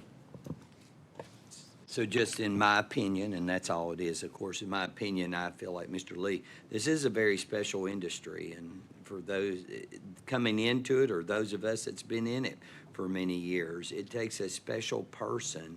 Lowering the barrier, I'm not sure is a good thing. If anything, we should be raising the barrier. So one thing I think we can do, and very much appreciate all of your comments and insights. I mean, that's what this step and process is for. That's why it's so important to know this now, as opposed to when we get through all of those steps and get to the end and you say, I've never seen this before, I don't like this, I'm not going to sign off on this. I think I'll be honest, I'm not entirely 100% certain of the process here. What I think might be good, just to be safe, is maybe if the board would entertain kind of a motion and vote to kind of just say on the record that not entirely a favor of that amendment, and I can get with my supervisors, figure out what we need to do on that point. But just so it's solidified and on the record. I think all of us agree that if someone wants to get in this business, they're going to know funeral directors, and they're going to have that conversation with them. And so based on Mr. Bryant's recommendation, we as a board, I'll need a motion for us to report back to Mr. Bryant our opinion on making this go back to what the original documentation said. Mr. Bryant, you're saying that's something we need to do, that would be a motion we make today? Yeah, I think more so of just, and to be honest, you could probably get away with not doing it, but I'd rather be safe than sorry of just saying, kind of formally, the board is voting on their opinion on the specific rule amendment in chapter 0660-05, funeral directors and embalmers, subsection 1B, regarding the letters of recommendation coming from a licensed funeral director. It doesn't have to be that formal and official, but just essentially something on the record formally saying that we have concerns and are not necessarily in favor of that rule amendment. I'll make that motion. There's a motion on the floor by Mr. Nash, Second. second by Mr. Lee. Are there any other discussions or information for Mr. Bryant to take back to regarding this information? If not, all in favor say aye. Aye. Any opposed? Okay. Thank you, Mr. Bryant. That is really important to this board. No, If absolutely. you could pass that along to. Absolutely. Happy to do Okay. that. Thank you. The next amendment in here that we have, proposed amendment, is in the military applicant spouses to help for expedited licensures. This one looks scary with a bunch of red, but essentially it's contained in statute elsewhere, and it's having it here is essentially redundant. So it's not necessarily changing or taking away anything. It's just removing a redundancy in the rule. Very similar situation on your next one with civil penalties. Again, a lot of red. More so than anything, the desire on this one was to just clean it up a little bit. When we file for a notice of hearings and charges, we have to list every single one of those, and it gets a little cumbersome for the administrative law judge. And so the change would essentially just be, instead of that long list of civil penalties and violations, at the very end of subparagraph 1, just stating that the board has authority to assess a civil penalty in the amount of $250 to $1,000 for each separate violation of a statute. It just kind of cleans that up a little bit. Mr. Bryan, I have a question Yes. regarding that. There have been some single, I believe, some single penalties that have been as much as $4,000 to $6,000. So if there's a multi-day violation, for example, if I guess, do something unprofessional for an extent of time, whatever example you can think of, each day that unprofessionalism occurs is its own separate violation that's contemplated in statute and in rule. So if I'm unprofessional for one day, my max is $1,000. If I'm unprofessional for a week, it's up to $7,000. So that's where, even though it may be, I guess, a singular violation, it's multiple violations of that singular violation, if that makes sense. Thank you for the explanation.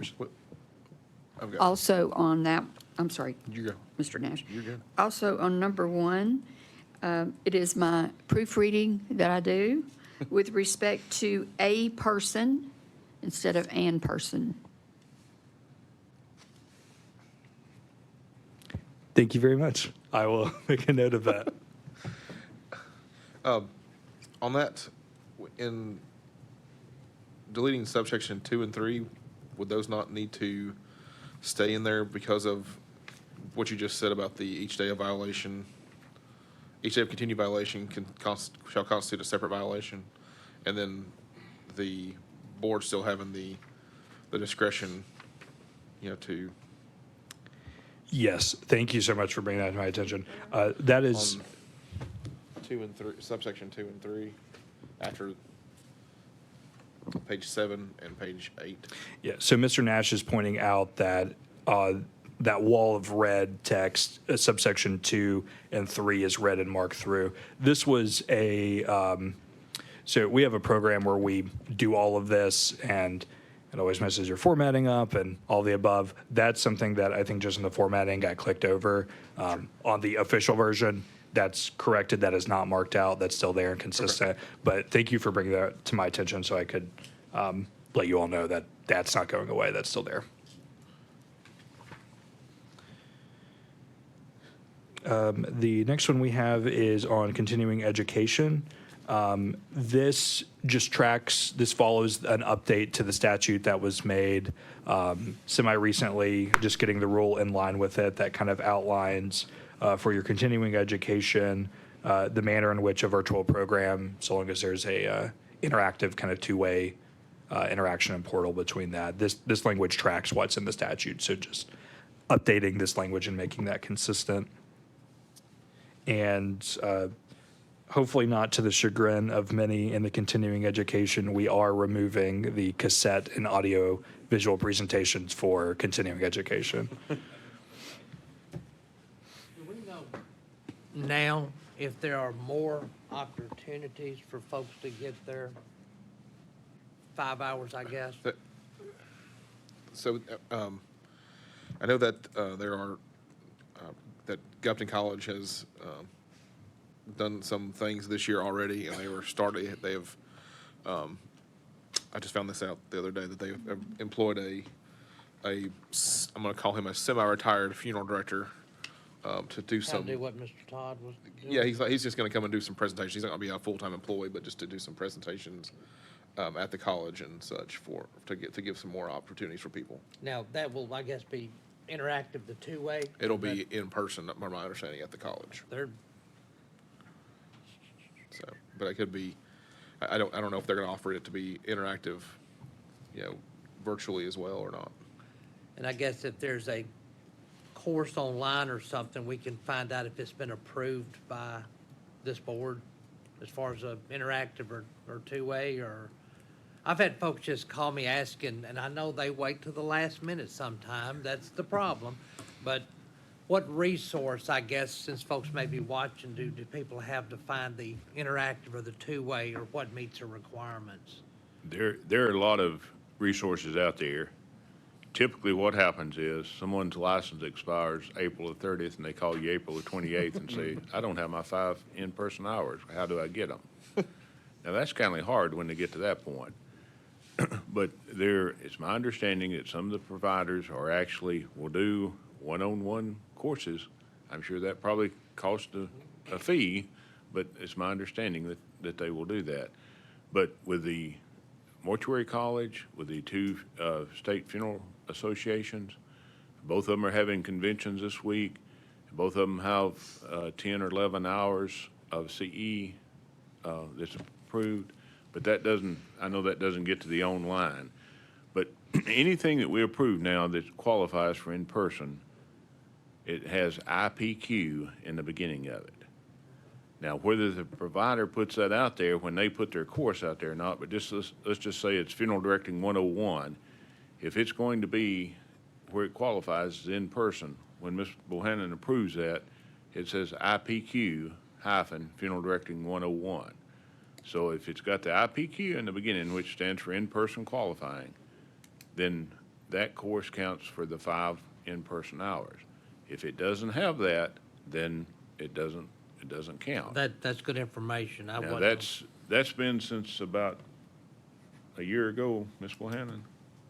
Something like that. We've been doing it in the last year that way. So, and all the providers get a letter telling them, you know, what's approved, how long the course is approved for.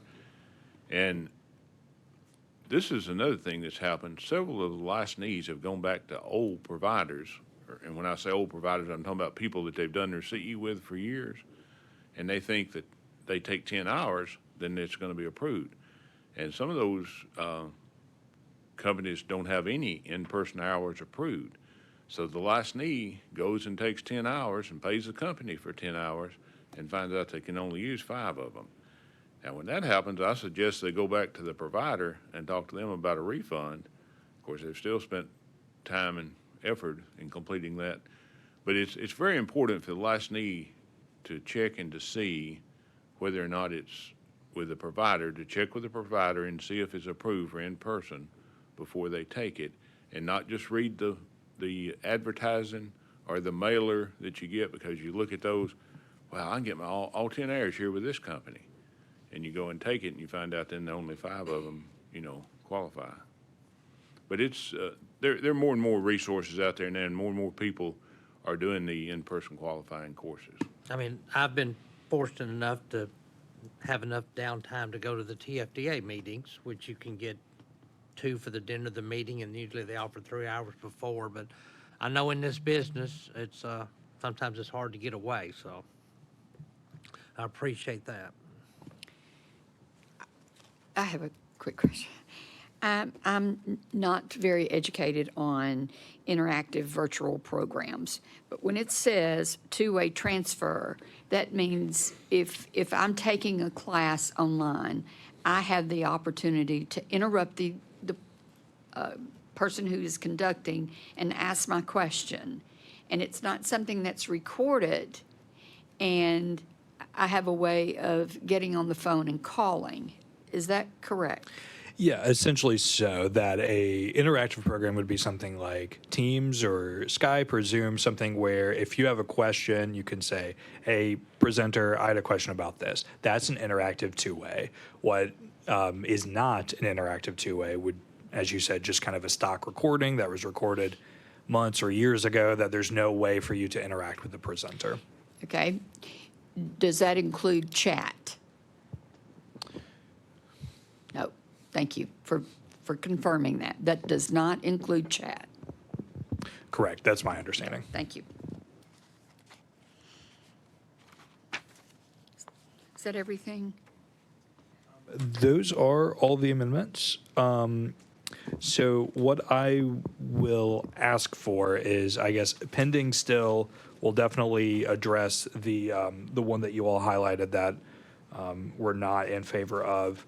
I would ask for a motion to grant the authority for me to set a rulemaking hearing.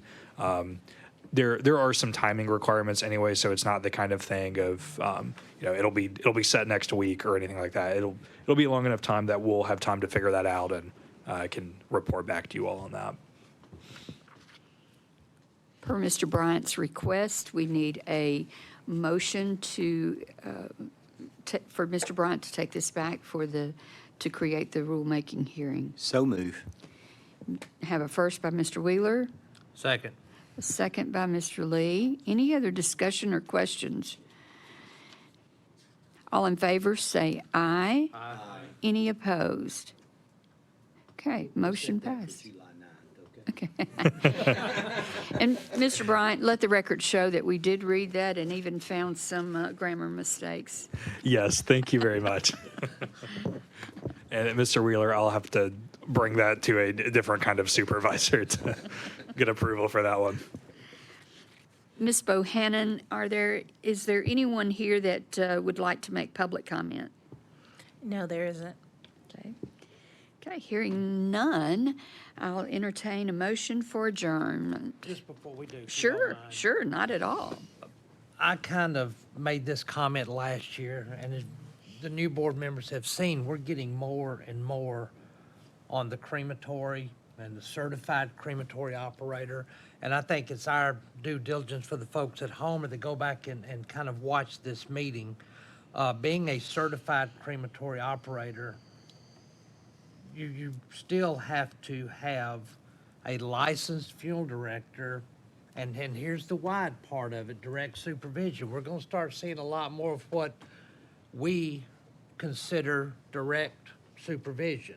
But just so folks know that having the certified crematory operator course without having a Tennessee funeral director's license does not allow, I guess, cremations to be performed. I don't want folks at home to just have hundreds of questions or wonder, because we're going to hear more of them, and we're going to have to, I guess, kind of set a precedent on that.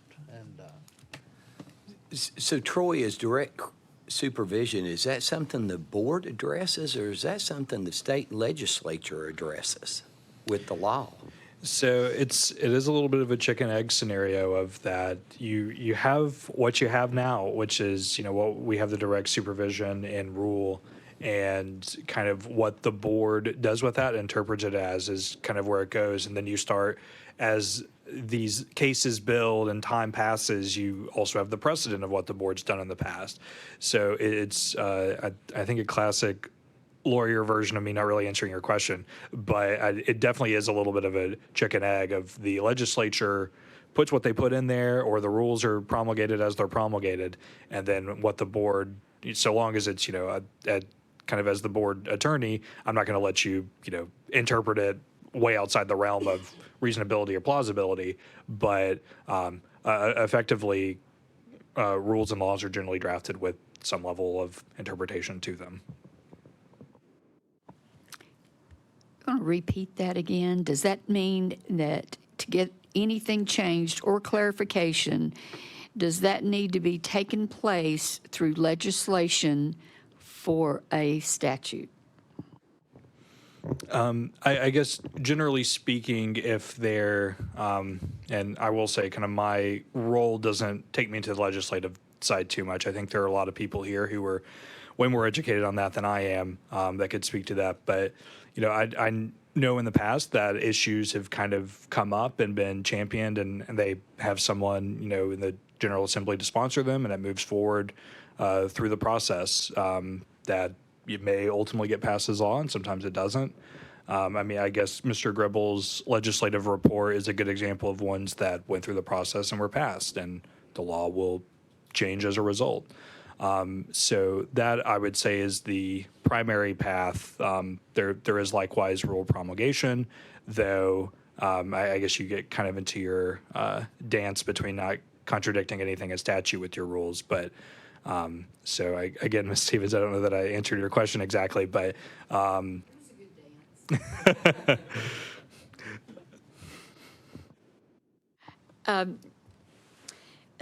Thank you for bringing that up, Mr. Lee, because direct supervision does need to be clarified and solidified of what that definitely means, because it is extremely hard for this board to penalize companies that y'all may be in a better position, but finding qualified, educated funeral directors are extremely difficult this day and time. And getting your crematory operator license is something that is a tough thing to go through. I'm a licensed funeral director, and I do not know how to work a crematorium, and I don't want to. But I think that it is something, and if this board could help out, and our association is, the TFDA is looking into some things as well. But I do think it would make it much easier for this board to understand the penalty and understand the law the way it's written now, but also understand there's other ways to handle this situation. So I do appreciate everything that you're doing for us. Mr. Gribble and Ms. Bohannon, thank you all so much. So, Mr. Lee, may I entertain a motion to adjourn? I'll make a motion, we Okay, adjourn. we have a motion on the floor. I need a second. Second. All right, all in favor, let's get out of here. Say aye. Thank you.